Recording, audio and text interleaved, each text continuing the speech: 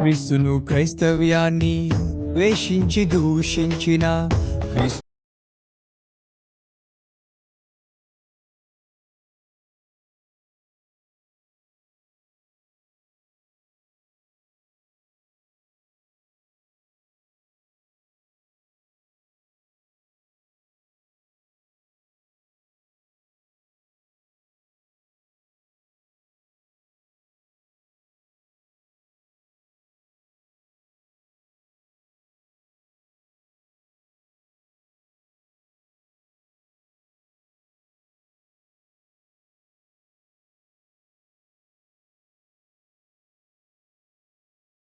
ప్రస్తుతం అభివృద్ధి చెందుతున్నటువంటి ప్రపంచీకరణలో, అంటే అభివృద్ధి చెందుతున్నటువంటి డెవలప్ అవుతున్నటువంటి ఈ ప్రస్తుత ప్రపంచీకరణలో ప్రస్తుతం ఉన్నటువంటి మానవునికి కొన్ని బాగా అలవాటైపోయాయి. ఏంటి అంటే ఇన్స్టెంట్ థింగ్స్ బాగా అలవాటైపోయాయి. ఇన్స్టెంట్ థింగ్స్ అంటే వెంటనే జరిగేటువంటి పనులు. ఉదాహరణకి జ్ఞాపకం చేసుకుంటే, మనం పిల్లలకి టిఫిన్ చేసి పెట్టాలి, కానీ మనకు అంత ఓపిక లేదు. కాబట్టి మనం ఏం చేస్తామంటే ఇన్స్టెంట్ ఫుడ్ అట్టుకొచ్చేసి వేడి నీళ్ళు కలిపి అందులో మ్యాగీ ఆడేసి ఓ స్పూన్తో 2 తిప్పులు తిప్పి ఇచ్చేస్తాం. ఇన్స్టెంట్ ఫుడ్ మనకు బాగా అలవాటు అయిపోయింది. ఇన్నాళ్ళు లోన్ తీసుకోవాలంటే బ్యాంకుల చుట్టూ తిరగాలి. ఇప్పుడు అంత అవసరం లేదు. ఇన్స్టెంట్ లోన్ ఎట్లా అంటే, మనం కంపెనీ వాడికి ఫోన్ చేస్తే, లేకపోతే వాడే మనకి ఫోన్ చేసినప్పుడు మనం కావాల్సినటువంటి డాక్యుమెంట్స్ నెంబర్స్ చెప్తే చాలు, జిరాక్సులు కూడా ఇవ్వక్కర్లేదు, నెంబర్స్ చెప్తే చాలు, క్షణాల్లో ఇన్స్టెంట్గా లోన్ అమౌంట్ నీ అకౌంట్లోకి పడిపోతుంది. Instant loan. ఇలాగ మనందరికీ ఇన్స్టెంట్ అనేటువంటిది బాగా అలవాటు అయిపోయి ఇన్స్టెంట్ లోన్స్ అని, instant delivery, instant result, instant church, అలాగే ఇన్స్టెంట్గా కుకింగ్, ఇన్స్టెంట్ ఇన్కమ్, ఇన్స్టెంట్గా స్ట్రెంగ్త్, ఇన్స్టెంట్ ఎనర్జీ. నీరసం వస్తే వెంటనే క్షణాల్లో నీరసం పోయి బలం వచ్చేయాలి, అందుకే ఎనర్జీ డ్రింక్స్ వాడేస్తాం. ఇలాగ మనుషుడు ఇన్స్టెంట్గా వచ్చేటువంటి సమస్తాన్ని వాడటం మొదలుపెట్టి దేవుడు మనుషుని దగ్గర కోరుకునేటువంటి ఒక లక్షణాన్ని కోల్పోయాడు. ఏంటి ఆ లక్షణం అంటే సహనాన్ని కోల్పోయాడు. We cannot wait. మనం ఏదైనా ఒక పని కోసం, ఒక కార్యం కోసం, ఒక ఫలితం కోసం మనం ఎదురు చూడలేం. మనం ఏదైనా ఒకటి తలపెట్టిన వెంటనే కార్యము జరిగిపోవాలి. మరుక్షణమే. ఇప్పుడు ప్రార్థన చేస్తున్నామంటే ప్రార్థన అయ్యే లోపల మన ముందర మనం ప్రార్థన చేసేది ప్రత్యక్షమైపోవాలి. ఒకవేళ అలాగైతే మరలా వారమిక ప్రార్థనకి దేవునికి స్తోత్రం కాదండి. కొంతమందికి ఇన్స్టెంట్గా అన్నీ జరిగిపోతూ ఉండాలి. ప్రార్థన జరిగిన వెంటనే ప్రతిఫలం వచ్చేయాలి, ప్రార్థన జరిగిన వెంటనే కార్యం జరిగిపోవాలి, ప్రార్థన జరిగిన వెంటనే రోగం తగ్గిపోవాలి, అన్నీ కూడా అట్లాగైపోయినాయి. కానీ మనము సహనాన్ని కలిగి ఉండాలనడానికి దేవుడు నువ్వు సహనాన్ని కలిగి ఉండాలి అని ప్రభువు చెప్తే ఆ సహనాన్ని కలిగి ఉండడానికి మనుషుడు ఇష్టపడడం లేదు. మనకు అసలు సహనం అనేటువంటిదే లేదు, ఎదురు చూసేటువంటిదే లేదు, ఓర్పు లేదు, ఓపికతో ఎదురు చూసేటువంటి మనస్సు ప్రస్తుత కాలపు క్రైస్తవ సమాజంలో కానీ, మానవ చరిత్రలో కానీ, మానవ జీవితంలో కానీ మనకు జరగడం లేదు. జాగ్రత్తగా ఆలోచన చేస్తే మనం సహించగలిగితే, సహనముతో ఓపికతో ఎదురు చూడగలిగితే మనము దేవుని యొక్క కార్యాలను మనం చూడగలం. బైబిల్ గ్రంథంలో కొన్ని విషయాలు మనం జ్ఞాపకం చేసుకుంటే, పరిశుద్ధ గ్రంథంలో ఇబ్రీయులకు రాసినటువంటి పత్రిక 6వ అధ్యాయం 15వ వచనములో అతడు ఆ మాట నమ్మి అతడు ఓర్పుతో సహించి ఆ వాగ్దాన ఫలము పొందెను. దేవునికి స్తోత్రం. అబ్రహాము సహనము కలిగి జీవించాడు గనుక, అతడు ఓపికతో ఓర్పుతో సహనముతో ఉన్నాడు గనుక దేవుడిచ్చినటువంటి వాగ్దాన ఫలాన్ని అనుభవించగలిగాడు. జాగ్రత్తగా మనం ఆలోచన చేస్తే ఈరోజు మన ఓపికతో సహనముతో మనం ఉండగలిగితే దేవుడు మనకిస్తానని వాగ్దానం చేసినటువంటి వాగ్దాన ఫలాన్ని మనం పొందుకోగలుగుతాం. నమ్మితే దేవునికి స్తోత్రం చెప్పాడు. హల్లెలూయా.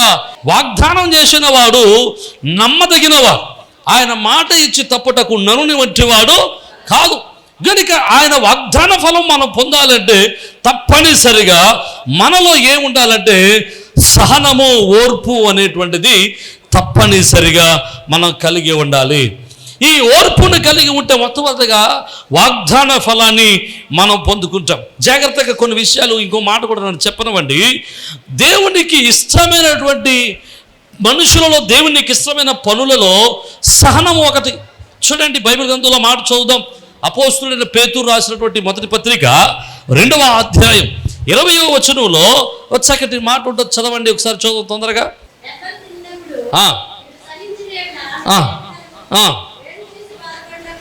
మేలు చేసి బాధపడినప్పుడు మీరు సహించితే అది దేవునికి హితమవుతుంది. ఎందుకే మీరు పిలువబడ్డారు. దేవునికి స్తోత్రం. ఎలాగట సంఘం ఎందుకు పిలువబడిందయా అంటే, మేలు చేసినప్పుడు, బాధలు పడుతున్నప్పుడు ఆ బాధలో సహనాన్ని కలిగి ఉండడానికే దేవుడు మా సంఘాన్ని పిలుచుకున్నాడట. ఇది దేవునికి హితమైనది. హితమైనది అంటే అది దేవునికి ఇష్టమైనది. సహనాన్ని కలిగి ఉండడం దేవునికి ఇష్టమైనది. దేవునికి ఇష్టమైన సహనాన్ని మనం కలిగి ఉంటే ఆయన అంటున్నాడు, వాగ్దాన ఫలాన్ని నువ్వు పొందుకుంటావు, వాగ్దానం చేసినటువంటి వాగ్దాన ఆశీర్వాదాన్ని నువ్వు అనుభవిస్తావు అంటాడు. ఇంకో మాట కూడా జ్ఞాపకం చేస్తాను. మత్తయి సువార్తలో 10వ అధ్యాయం 22వ వచనం అంటాడు, అంతము వరకు సహించువాడే రక్షింపబడతాడు. అంటే నీ సహనము నిన్ను రక్షిస్తుంది. నీ సహనము నిన్ను ఏం చేస్తుంది? రక్షిస్తుంది. రెండవది. ఇక మూడవది జ్ఞాపకం చేసుకుంటే అక్కడ అంటున్నాడు కదా, యాకోబు పత్రికలో 1వ అధ్యాయం 12వ వచనంలో, శోధన సహించువాడు జీవ కిరీటాన్ని పొందుకుంటాడట. అంటే యు విల్ బి రివార్డెడ్. నీ సహనానికి తగినటువంటి ప్రతిఫలము, గౌరవాన్ని నువ్వు తప్పనిసరిగా పొందుకుంటావని దేవుని యొక్క వాక్యంలో చెప్తా ఉన్నాడు. ఈ సహనాన్ని కలిగి ఉండేటప్పుడు, ఈ సహనములో మనం గుర్తుపెట్టుకోవాల్సింది ఏంటంటే, అది దేవునికి ఇష్టమైనది, నరులకు ఇష్టమైనది కాదు. ఎవరికి ఇష్టమైందండి? దేవునికి ఇష్టమైనది. దేవునికి ఇష్టమైన పనులలో, దేవునికి ఇష్టమైనటువంటి క్రియలలో మరొక పని ఏంటంటే, ఆయన మనలో నుండి ఆయన సహనాన్ని కోరుకుంటున్నాడు. We have to wait for God's blessing. ఆయన కార్యముల కొరకు, ఆయన ఆశీర్వాదముల కొరకు we have to be patient. మనము సహనాన్ని కలిగి ఉండాలి. జాగ్రత్తగా వినండి. ఈ సహనము ఎంతవరకు ఉండాలి, ఎలా ఉండాలి అంటే, అసలు సహనం అంటే ఏంటంటే, మనం దేనికోసమైనా ఎదురు చూస్తూ ఉన్నప్పుడు ఆ యొక్క ఎదురు చూచేటువంటి పనులో లేదా ఆ ఎదురు చూపులో ఏదైనా మనకు ఎదురు చూస్తున్న వాటిని మనం ప్రార్థించిన వాటికి ప్రతిఫలంగా, ఆ ప్రార్థించిన దొరకడానికి ముందుగా కొన్ని కష్టాలు, వ్యతిరేకార్థమైనటువంటి శ్రమలు మన మీద పడుతున్నప్పుడు వాటిల్లో ఓర్పు కలిగి ఉండటమే సహనం అన్నాడు ఒక దైవజనుడు. దేవునికి స్తోత్రం. ఇక రెండవది, ఒక దైవజనుడు ఈ మాట ఇలాగన్నారు, సహనం అంటే ఎదురు చూడటం మాత్రమే కాదు. సహనం అంటే ఎదురు చూపుతో పాటు నీ స్థితిని కోల్పోకుండా ఉండడం, నీ ప్రవర్తన కోల్పోకుండా ఉండడం, నీ మంచి ప్రవర్తనను లోపం లేకుండా ఉండడం. అంటే ఎదురు చూడాలి. ఎదురు చూపులో ఏముండాలి? నీ సహనాన్ని కానీ, లేదా నీ ప్రేమను కానీ, నీ భక్తిని కానీ, నీ యొక్క ప్రవర్తన కానీ, నీ యొక్క మంచితనాన్ని కానీ నువ్వు చెడగొట్టుకునేవాడిగా, పోగొట్టుకునేవాడిగా ఉండకూడదు. అర్థమైతే దేవునికి స్తోత్రం. హల్లెలూయా. నువ్వు సహించావా, ఖచ్చితంగా నువ్వు మేలు పొందుకుంటావు. ఆమేన్. నువ్వు సహించావా, ఖచ్చితంగా దానికి తగినటువంటి ప్రతిఫలం నువ్వు చూస్తావు. సహించావా, ఖచ్చితంగా నువ్వు జీవ కిరీటాన్ని అనుభవిస్తావు. సహించావా, ఖచ్చితంగా నీ కుటుంబంలో నువ్వు మేలు జరగడం నువ్వు కన్నులారా చూస్తావు. హల్లెలూయా, హల్లెలూయా. బైబిల్ గ్రంథంలో 1-2 ఉదాహరణలు నేను జ్ఞాపకం చేసి నేను ముందరకు వెళ్ళడానికి ప్రయత్నం చేస్తాను. బైబిల్ గ్రంథంలో ఒక సహోదరి ఉంది. ఆ సహోదరి తన జీవితంలో వివాహమైన తర్వాత తన జీవితం అందంగాను, సౌందర్యంగాను, క్షేమకరంగాను, సంతోషకరంగాను ఉంటుంది అనుకుంటే తన జీవితము అతలాకుతలమైపోయింది. ఆ సహోదరు గురించి ఒకసారి మనం నేర్చుకోవడానికి ప్రయత్నం చేద్దాం. పరిశుద్ధ గ్రంథంలో ఆదికాండము 29వ అధ్యాయము 30-31 వచనాలు మనం చదువుకుందాం. యాకోబు రాహేలును కూడెను, మరి అతడు లేయా కంటే రాహేలును బహుగా ప్రేమించి అతనికి మరి 7 ఏండ్లు కొలువు చేశాను. లేయా ద్వేషింపబడెను. లేయా ఏం చేయబడిందట? ద్వేషింపబడిందట. ఎవరు ప్రేమించబడ్డారట? రాహేలు ప్రేమించబడింది. బైబిల్ గ్రంథంలో మనకి యాకోబు గురించి తెలుసు. యాకోబు తన మేనమామైన లాభాలు ఇంటికి వెళ్ళినప్పుడు తన మేనమామ కూతురైనటువంటి రాహేలును చూశాడు. రాహేలును ఇష్టపడ్డాడు. రాహేలు ఇష్టపడినప్పుడు రాహేలును పెళ్లి చేసుకుందామని తన మేనమామ దగ్గరికి వెళ్ళి, నా మామ నాకు నీ చిన్న కూతురు నుంచి పెళ్లి చేయన్నాడు. అలాగే ఎందుకు చేయండిరా, నీకన్నా ఎవడు నాకు, అయితే 7 సంవత్సరాలు కొలువు చేయన్నాడు. 7 సంవత్సరాలు రాహేల మీద ప్రేమతో, రాహేల మీద ఇష్టంతో 7 సంవత్సరాలు 7 క్షణాల్లో గడిచిపోయి, హలో 7 సంవత్సరాలు 7 క్షణాల్లో గడిచిపోయి పెళ్లి రోజు వచ్చింది, పెళ్లి చేశాడు. పెళ్ళి తన మేనమామ చాలా తెలివిగా చీకట్లో చేశాడు. చీకట్లో ముసుగు దెబ్బ కొట్టాడంతే. పెళ్ళి అయిపోయింది. ఈడు పాపం పెళ్లి చూస్తున్న పెళ్లి కూతురు, పెళ్లి పేట్ల మీద కూర్చున్న పెళ్లి కూతురు, ఈ కంగారు కదా, ఈ కంగారులో కూర్చున్నది పెళ్లి కూతురు. రాహేలా చూసుకోలేదు. ఇక సరిలేక ఎవరో ఒకరు పెళ్ళి అయిపోతుంది అనుకుంటే కంగారులో ఉన్నాడు అనుకుంటా. దేవునికి స్తోత్రం కదా. ఈ కంగారులో పెళ్లి చేసేసుకున్నాడు, తీసుకెళ్ళిపోయాడు. ఇంట్లోకి వెళ్ళిన తర్వాత ముసుగు తీసేసరికి గుండు జారిపోయింది. ఒక్కసారి గుండెలు జారిపోయి పెద్ద బోరు కేకెట్టుంటాడు, పెద్ద కేక పెట్టుంటాడు. అయ్యో నార్మా, జాగ్రత్తగా వినండి. క్రైస్తవ వివాహాల్లో ముసుగు వేసేటువంటి అలవాటు ఉంటుంది. అది మంచి పద్ధతే. ఈ ముసుగు వెనకాల చాలా మర్మముతో కూడినటువంటి రహస్యాలు దాగి ఉంటాయి. పెళ్లి కూతురును తయారు చేసినప్పుడు ఆ ముసుగు వేస్తారు కదండి. పెళ్లి పాస్టర్ గారేమో అయ్యా నీ కాబోయేటువంటి భార్య తన కాదో చూసుకో అంటాడు. నా మొహం అక్కడ దాకేదిగా ముసుగులోంచే కనబడిపోతుంటుంది మొఖం. ఏదో అనాలి కాబట్టి పాస్టర్ గారు అంటాడు. ఈయన ముసుగు తీసేటప్పుడు చాలా కొత్తగా ఆ దేవునికి ఆ ఆనందం, ఆ సంతోషమే ఆ వేరు. దేవునికి స్తోత్రం. కంగారులో చేతులు వణుకుతాయి. ఇక కెమిస్ట్రీ వేరు మ్యారేజ్లో. దేవునికి స్తోత్రం. హల్లెలూయా. ఆ పెళ్ళిళ్ళు అయిపోయిన మాకేం ఉంటుంది, కానీ పెళ్ళిళ్ళు కావాల్సిన వాళ్ళు మాత్రం జాగ్రత్తగా వినండి. ముసుగులు తీసేటప్పుడు ఆ దేవునికి స్తోత్రం. జాగ్రత్తగా వినండి.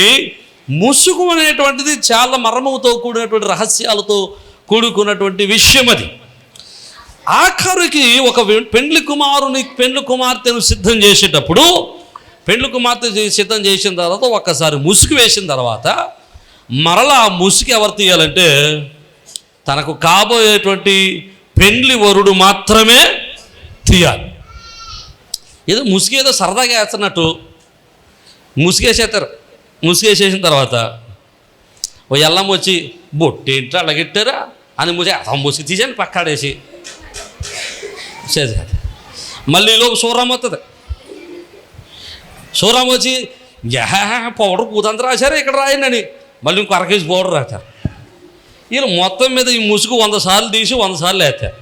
ఫోన్లో తీసేసుకున్నారు. ఇలా ప్రార్థనకి వెళ్ళినప్పుడు ఆయన ప్రార్థనకు వచ్చి అమ్మ ప్రార్థన చేస్తారు రండి అంటే ఈలోపు ఇంకొక ఆయన వస్తారు వెనకాల, ఎవరో ఫోటోగ్రాఫర్గా.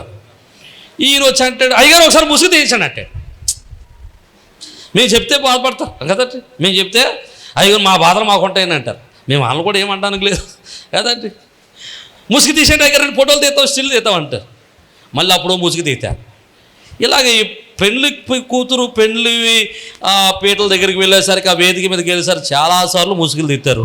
నేనంటాను అసలు ఒక్కసారి అలంకరింపబడిన తర్వాత, ముసుగు వేసిన తర్వాత మరలా ముసుగు జోలికి వెళ్ళకూడదు. స్టిల్ ఆమె పెండ్లి వరుడు ఆ ముసుగు తీసే వరకు. ఇది మర్మంతో కూడినటువంటి రహస్యం. దేవునికి స్తోత్రం. అది ఒక ఆత్మీయ జీవితానికి, భౌతిక జీవితానికి, రహస్య జీవితానికి ఒక సాదృశ్యం. అది అర్థమైతే దేవునికి స్తోత్రం చెప్పండి. హల్లెలూయా. జాగ్రత్తగా ఆలోచన చేయండి. పాపం ఈరోజు పాస్టర్ గారులకు అప్పుడు మరి పాస్టర్ గారు ఆలోచించలేదు ముసుగు తీయించటం, మరిచిపోయాడు. ఎవరో ముసుగు? రాహేలమ్మ ముసుగు. అలా నాన్న ఉంటాడు తీసుకొని పాస్టర్ రాహేలమ్మ ముసుగు కదండి, లేయమ్మ ముసుగు. పోనీ రాహేల్ అనుకుంటున్నాడు యాకోబు, మనం లే అనుకుందాం. యాకోబు దృష్టిలో ఉన్న రాహేలు ముసుగు ఎవరు తీయలేదు? పెళ్లి చేసే పాస్టర్ గారు తీయనవలేదు. పాస్టర్ గారికి అలా నాన్న చెప్పాడు ముసుగు దొరుకుతుంది, మర్చిపోండి మీరు అక్కడ.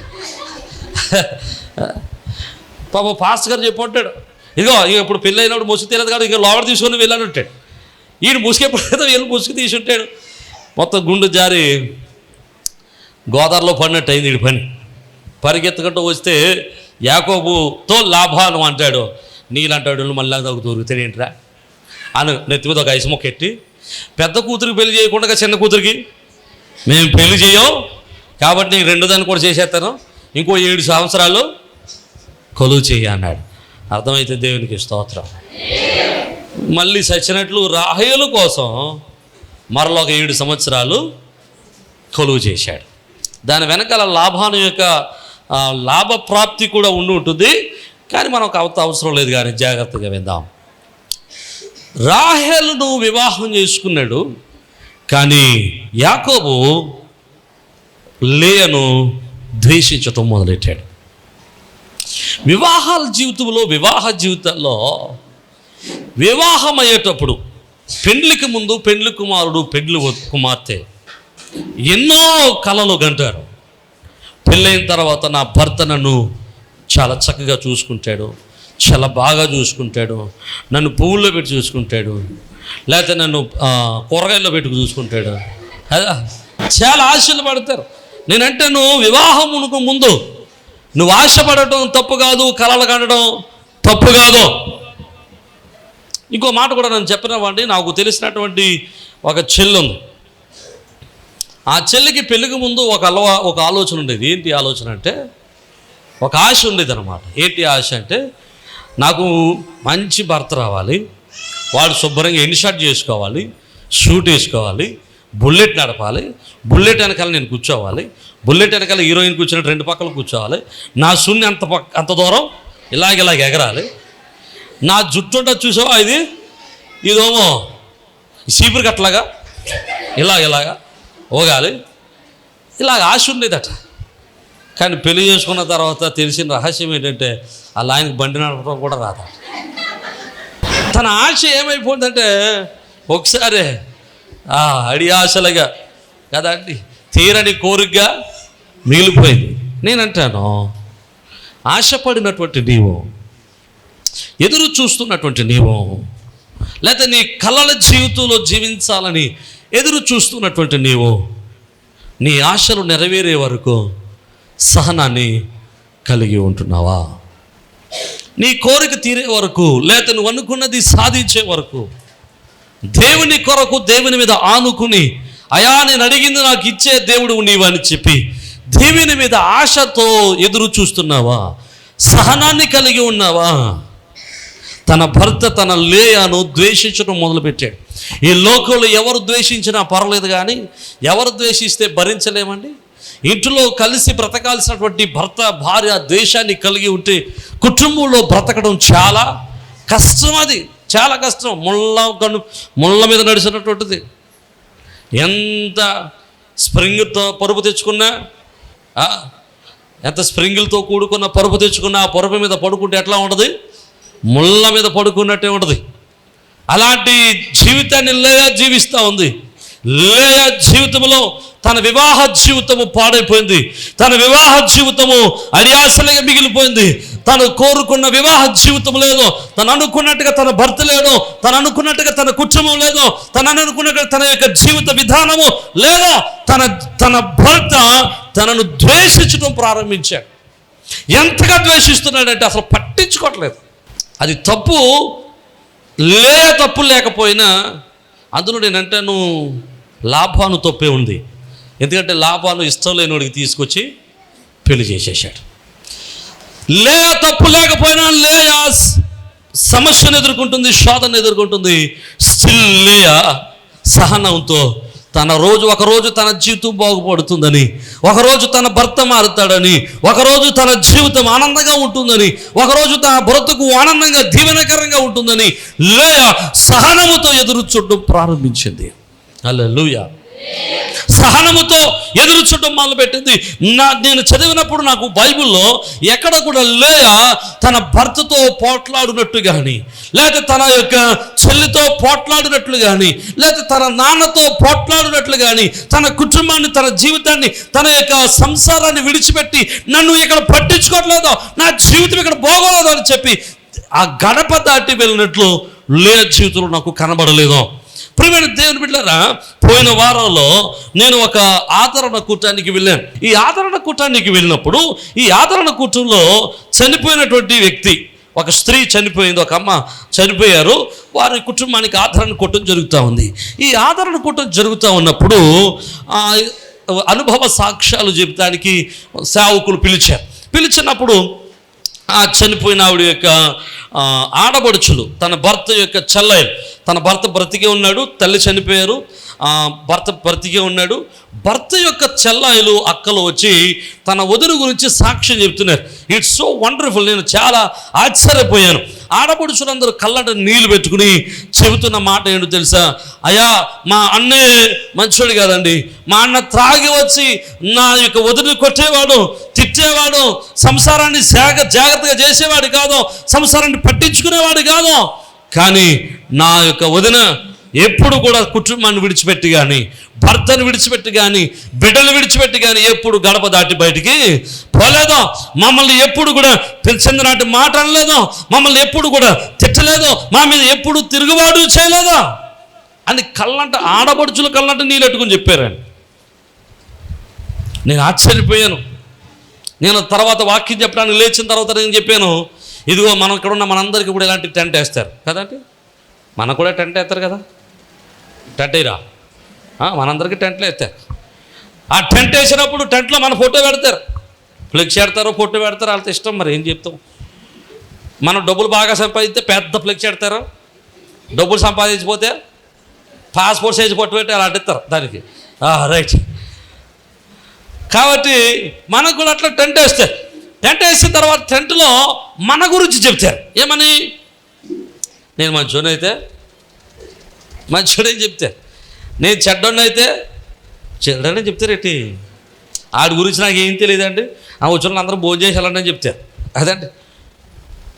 జాగ్రత్తగా వింటే ఒకవేళ మంచి చెప్పినా చెడు చెప్పకపోయినా ఏం జరిగినా మన గురించి 10 మంది మనం చనిపోయిన తర్వాత మన గురించి చెప్పుకోవాలి. నేనంటున్నాను, ఆ స్త్రీ గురించి, తన వివాహ జీవితం గురించి, తన వివాహంలో కలిగినటువంటి కష్ట జీవితంలో కష్ట సమస్యలలో గురించి ఆ యొక్క ఇంటి వారు చెబుతున్నప్పుడు నాకు జ్ఞాపకం వచ్చింది. అప్పటికే నేను లేయా గురించి ధ్యానం చేస్తూ ఉన్నాను.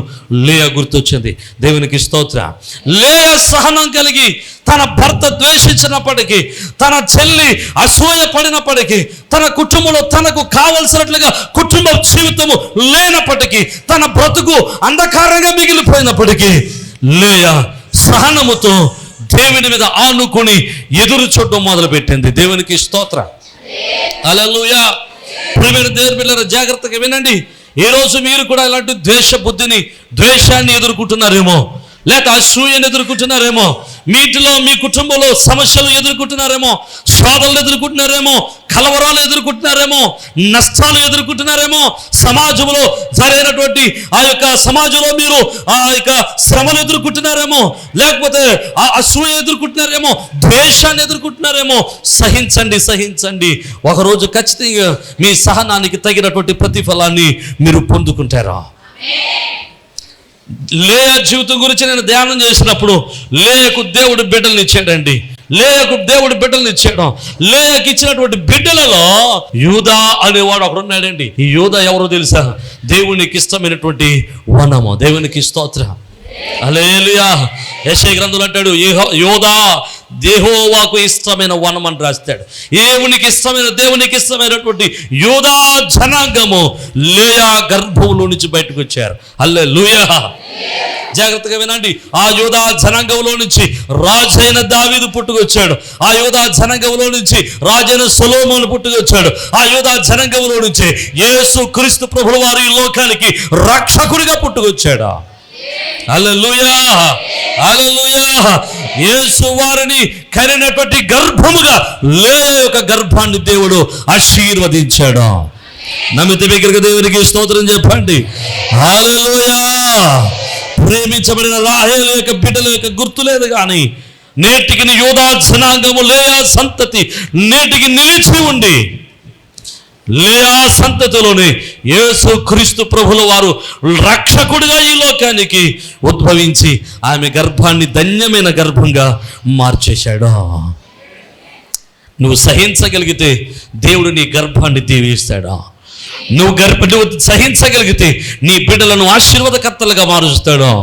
నువ్వు సహించగలిగితే నీ బిడ్డల వలన నీ కన్నీరు తొడబడుతుంది, నీ తల పైకెత్తబడుతుంది. హల్లెలూయా, హల్లెలూయా.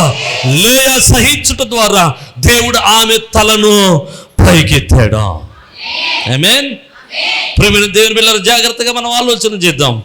లేయా వలె సహించేటువంటి జీవితాన్ని మనం కలిగి ఉంటే ఒకరోజు ఖచ్చితంగా మనము సహనానికి వాగ్దాన ఫలాన్ని మనం పొందుకోగలుగుతాం. బైబిల్ గ్రంథంలో మనందరికీ జ్ఞాపకం చేసుకుంటే మరొక వ్యక్తి నేను జ్ఞాపకం చేస్తాను.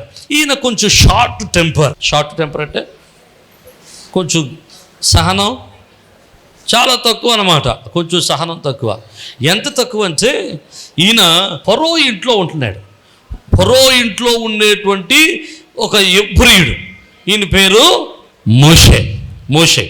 ఈ మోషే దేవుడి చేత ఎన్నుకోబడిన వాడే, దేవుని యొక్క దృష్టిలో ఉన్నవాడే. ఇశ్రాయేలులకు మోషే ద్వారానే రక్షణ కలిగించాలని దేవుని యొక్క ప్రణాళికలో ఉన్నవాడే. దానికి అవసరమైనటువంటి సిద్ధపాటంతా దేవుడు ఏర్పాటు చేసిన తర్వాత మోషే ఒకరోజు ఫరో ఇంట్లో నుంచి బయటకు వచ్చినప్పుడు ఒక ఐగుప్తీయుడు ఒక ఎబ్రీయుని చిత్తకొట్టేస్తాడట. అంటే తన తోటివాడిని, తన ఇంటోళ్ళని, తన జాతి వాడిని కొడుతున్నాడట. కోపం తట్టుకోలేక మా ఇంటోళ్ళని కొడతావంటా అని సాసి పెట్టి ఒక గుద్దుడట. ఒక గుద్దితే నేను అనుకుంటాను అప్పుడు ఉన్నటువంటి మోషే బలాన్ని బట్టి గుద్దులో పావు సగం గుద్దిగా చచ్చిపోతాడు. ఒక సగం గుద్దిగా చచ్చి ఊరుకున్నాడు. ఈ రోజుల్లో ఎవరైనా చనిపోతే కొంతమందిని గోధి తవ్వడానికి పంపిస్తాం కదండి. 4-6 వెళ్తారు. 2 గుణపాలు, 2 పారలు, 4 వాటర్ బాటిళ్ళు పట్టుకెళ్తారు. పట్టుకెళ్ళి ఈ నీళ్ళన్నీ తాగేస్తారు కానీ గోయితావు. పట్టుకెళ్ళి నీళ్ళు అయిపోతాయి కానీ గోయితావు. ఈ తవ్వుతుంటారు, మెల్లంగా తవ్వుతుంటారు. ఇక్కడ గోమో కంగారు ఆగదు ఎవరికి. ఇక్కడ సమాధి, ఇప్పుడు అక్కడ సమాధి గొయ్య ఇంకా వాళ్ళదరా అంటే వీళ్ళు కంగారు తీసేయాలి. మీకు ఇంకో మాట కూడా సందర్భం వచ్చింది కాబట్టి ఈ మాట చెప్తాను, జాగ్రత్తగా వినండి. ఎవరైనా చనిపోయినప్పుడు